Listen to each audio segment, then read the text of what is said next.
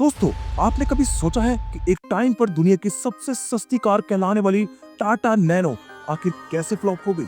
एक ऐसी कार जो आम आदमी के सपनों को पूरा कर सकती थी। उसका मार्केट में फेल होना सिर्फ एक बिजनेस लॉस नहीं, एक बड़े सपने का अधूरा रह जाना था। रतन टाटा का सपना था कि हर इंडियन फैमिली के पास अपनी एक कार हो। इस सपने को पूरा करने के लिए उन्होंने दुनिया की सबसे सस्ती कार लॉन्च की थी। पर आज नैनो सिर्फ एक अधूरी कहानी बनकर रह गई है। आज हम इस वीडियो में समझेंगे टाटा नैनो के सक्सेस से फेलियर तक का सफर और जानेंगे कि आखिर वो कौन से फैक्टर्स थे जिन्होंने इस कार को इंडियन मार्केट में फेल कर दिया। वीडियो को एंड तक जरूर देखिए और अगर आप नए हैं तो चैनल को सब्सक्राइब करना न भूलें। 2008 में टाटा नैनो का लॉन्च एक रेवोल्यूशन के रूप में देखा गया। दुनिया भर में ये कार हेडलाइंस में छा गई थी। सिर्फ 1 लाख रुपए की स्टार्टिंग प्राइस के साथ इस कार को एक गेम चेंजर माना गया। बराक ओबामा जैसे लीडर्स ने भी इस कार की तारीफ की थी और दुनिया भर के लोग इसे एक इंडियन इनोवेशन के रूप में देख रहे थे।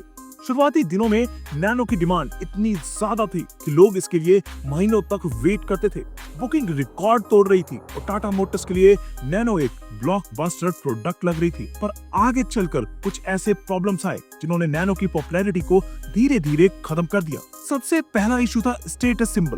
दोस्तों, हम इंडियंस के लिए कार सिर्फ एक सफर का जरिया नहीं, एक प्रेस्टीज का मामला होता है। नैनो को दुनिया की सबसे सस्ती कार कहलाने का नुकसान ये हुआ कि लोग इसे गरीबों की कार समझने लगे।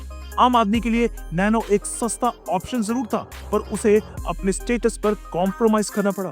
जहां एक तरफ बाइक चलाने वाले सोच रहे थे कि थोड़ा और पैसा जोड़कर कार ले लें, वहीं दूसरी तरफ मिडिल क्लास और अपर मिडिल क्लास नैनो को अपने स्टेटस के खिलाफ समझने लगे। रिजल्ट ये हुआ कि नैनो एक अफोर्डेबल प्रोडक्ट तो था, पर एक एस्पिरेशनल प्रोडक्ट नहीं बन पाया। दूसरा बड़ा इशू था प्राइसिंग।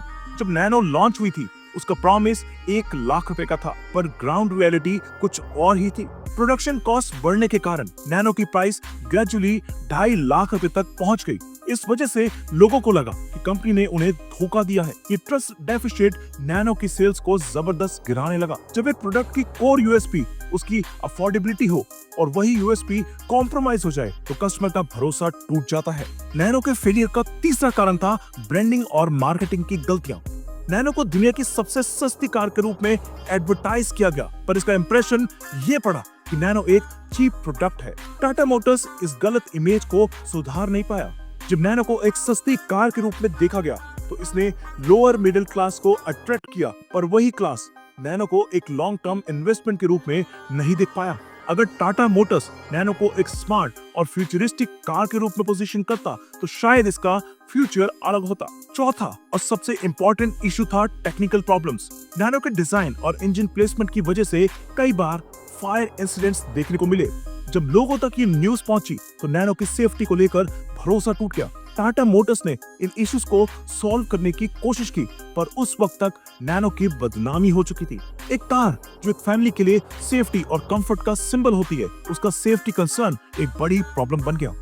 पांचवा कारण था प्रोडक्शन डिलेज और लॉजिस्टिक्स इश्यूज। टाटा नैनो का पहला प्लांट वेस्ट बंगाल के सिंगुर में लगाया गया था, पर लोकल प्रोटेस्ट की वजह से इस प्लांट को गुजरात शिफ्ट करना पड़ा।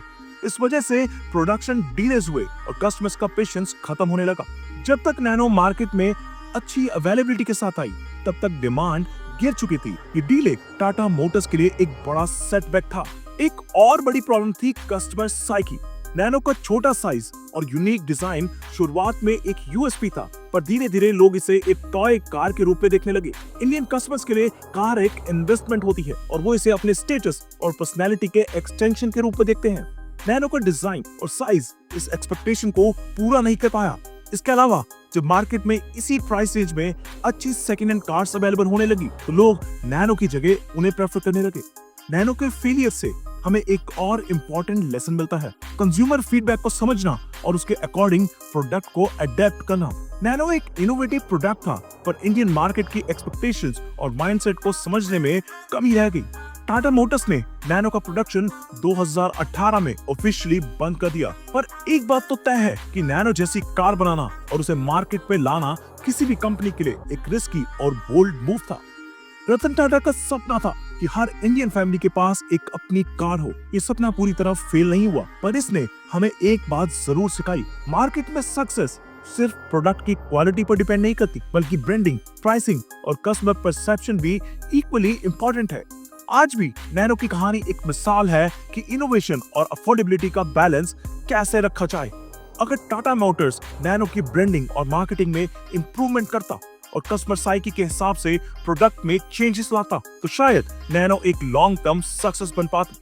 दोस्तों, आपका इस बारे में क्या कहना है? क्या आपको लगता है कि नैनो के फेलियर के और भी कारण हो सकते हैं? हमें कमेंट्स में जरूर बताएं। वीडियो पसंद आई हो तो लाइक करें, शेयर करें और चैनल को सब्सक्राइब जरूर करें। आपका सपोर्ट ही हमें और अच्छी वीडियोस बनाने के लिए मोटिवेट करता है। धन्यवाद।